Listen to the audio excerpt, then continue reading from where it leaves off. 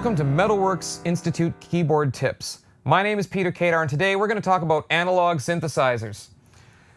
First of all, when it comes to playing live, I have to make sure I've got my bases covered. My main keyboard is almost always going to be some kind of a workstation keyboard that's got great all-around sounds, that allows me to do lots of splits and layers and let me do things as complicated as whatever songs I'm trying to play.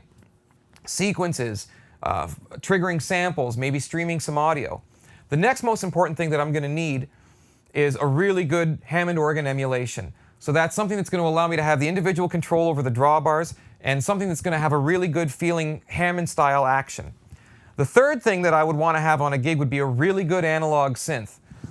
And there's two reasons for this. Number one, the sound, and number two, the interface and the ability to interact with the sound. So I'm going to talk about both of those things right now.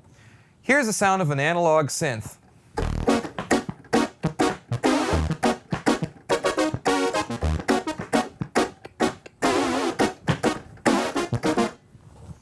Okay, here's another example. Here's a nice lead sound.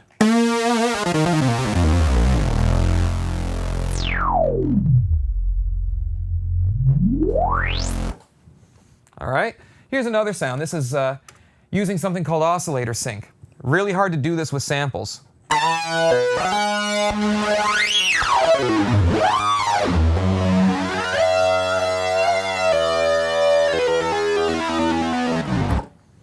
Okay, and finally, one of those really classic polysynth patches from back in the day.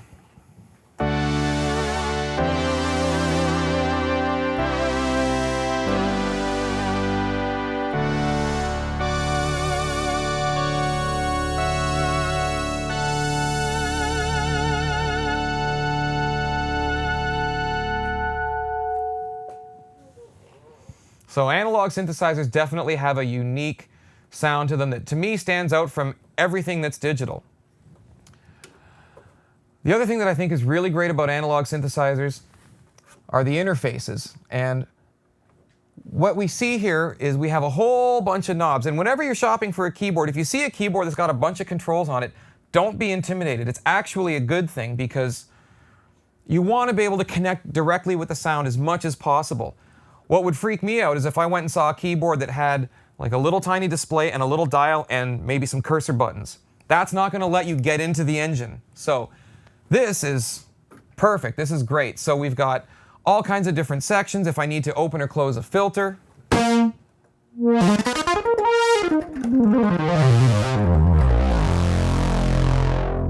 Or make any other changes to the sound if I want to speed up the attack.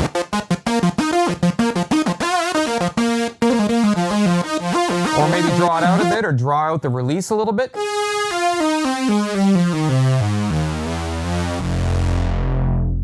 Turn up the resonance.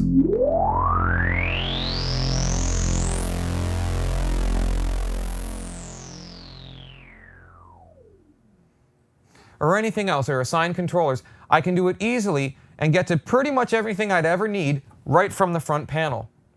I think this is really important to discuss because as synthesizers get more and more locked into computers, we tend to lose the connection to instruments. And these are the kind of things that you hear guitar players talk about when they talk about the way that a really special guitar feels, or a saxophone player gets a really nice vintage horn and it just feels a certain way and they connect to it in a certain way. As keyboard players, I think it's really important for us to find instruments that are going to inspire us in that way, that's going to make us feel like we're actually playing an instrument rather than just triggering something on a computer. So the other thing that's really, really great about analog synthesizers, because you've got all these knobs in front of you, is that it's going to help you become a better sound designer, and you're going to learn more about synthesis that way. If you have to go through and dig through menus and look at this and look at that, and it's just not going to have the same, you're not going to get as good at replicating sounds off records as if you are used to understanding what all the different sections of a synthesizer do. So I highly recommend getting a really good analog synth into your life. It's going to make a huge difference in your sound. Every time I play something like this live, it just makes people smile. They don't know why they're smiling, but they just react to the sound in a very positive way that they don't react to with digital. And whatever we can do as keyboard players to give ourselves a unique voice, artistically, I think is really important. And it's a lot of fun. I'm Peter Kadar from Metalworks Institute Keyboard Tips. We'll see you next time.